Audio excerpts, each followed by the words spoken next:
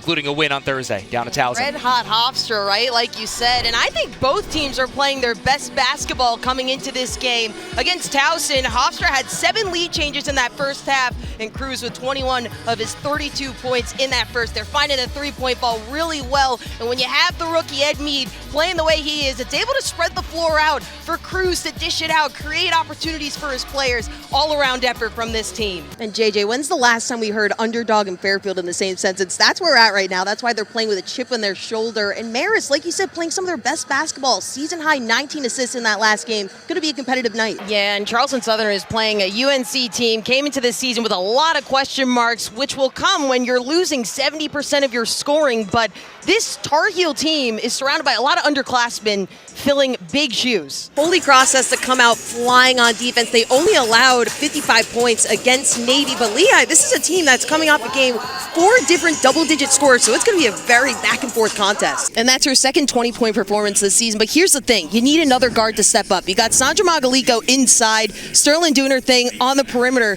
but it only seems like there's one guard a game that's been the star of the show in the box score. You need one more. Allery's good and had a quiet game.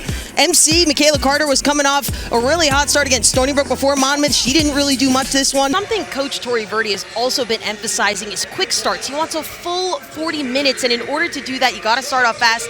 This season alone has not been a fast start to the season. We saw that in that loss against Scranton. Now they're on a 2-game win streak, and that's due in part to someone like Michaela Johnson. She had 3 points in the first half of the game against Robert Morris, however, but obviously caught fire as she was shooting it from just about anywhere. Not only was Michaela Carter awesome, but 9 different scorers in that stat sheet for Hofstra. You haven't really seen that much this season, so they're really putting out their best performance when it matters most.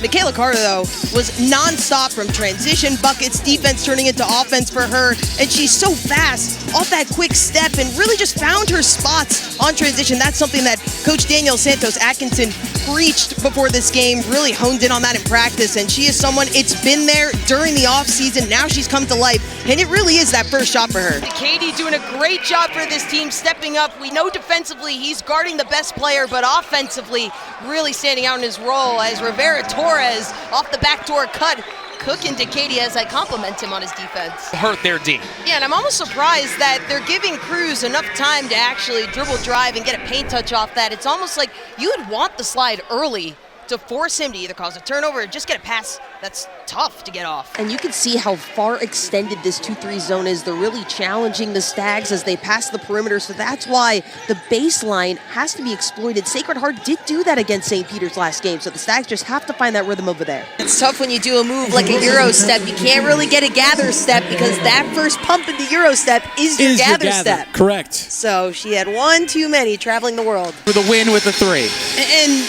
I think 2 seconds is enough for a quick dribble pop in the mid-range. You got to go either Sterling, I still stick with, or Neve Brown off the quick one. I don't know that last play if I would have went to Sanaya Garrett right away. I think you just give it to your ball handler right away and let her cook something up. But you have to free Sterling somehow. That might be the obvious answer. This is clearly going to be one in the mid-range. I don't see how you can get it to Magalico with how hard they're crashing on her. Talk about special to watch on the court, but here's a story for you. How about off the court before Monmouth? If you go to his Instagram, it says D1 Hooper and D1 Actor. Well, the A1 actor, excuse me, the A1 actor is in reference to his role as Nick Mendez in the show Swagger on Apple TV, which was executive produced by Kevin Durant in 2021. There were 2 seasons of the show. Rivera Torres played a role that features a young basketball player moving from Puerto Rico to the U.S. to chase an NBA dream. But how about that? A real-life Troy Bolton right there, balancing theater arts Did you say Troy Bolton? and basketball. It's a beautiful story. You just made a High School Musical reference? Yep, I did. And one of my keys for Hofstra was just taking this game quarter by quarter. And when you drop the third quarter, that one stings the most because you're comfortable, but you cannot be comfortable going into the fourth quarter, especially if you're Hofstra with their track record. They allowed Hampton to go on a 7-0 run. Lazama really caught fire. She now has 16 points in this game.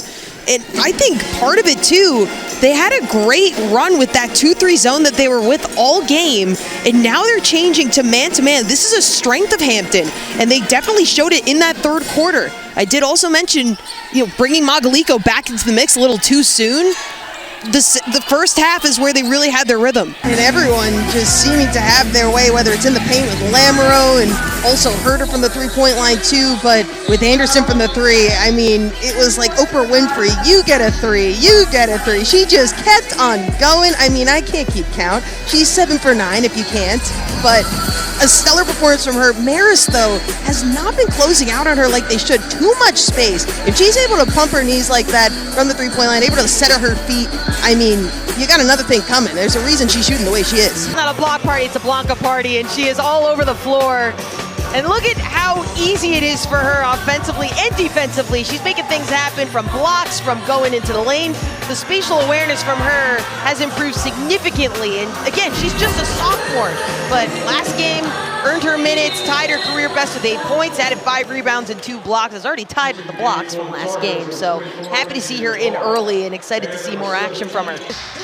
And Rivera Torres, I've mentioned time and time before the long stride that he has and stepping right on that line in front of the referee. This is just how close this game would have been. He had a one-on-one on the baseline against Sunday, who he could have easily sped by. But just stepping out of bounds, giving Hofstra this advantage.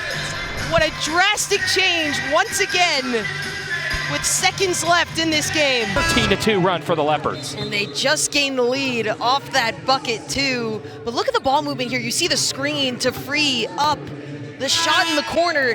That was run twice in a row for Adamski, back-to-back three-pointers. And then Zarinksis on the fast break.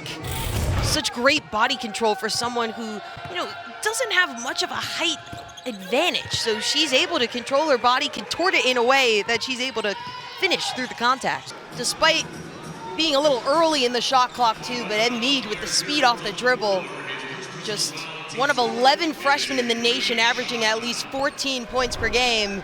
Here's the replay on this move. Nice little step back, double team, and you can see, I know there's frustration there, but definitely in the landing zone. And I think I love when speaking with Coach Candace Green at halftime, how she's given her flowers.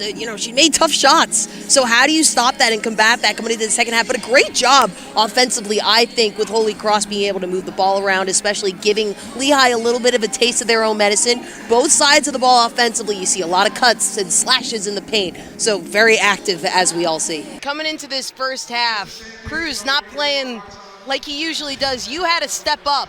So what was going through your mind? What did you have to give to this team today for that spark? You guys are on a 3-game win streak right now. How do you keep it rolling? Positivity. Thank you, Brandon. Well, I said it in the broadcast. I said, listen, I walked in at 12:30. You were already putting up 40, 50 shots. When you're warming up, and it doesn't matter what the outcome is of the game, what's going through your mind? Like, what do you want to see? And you mentioned the absence of Kennerly. It's been almost a month without her. How have you guys continued to fit the void?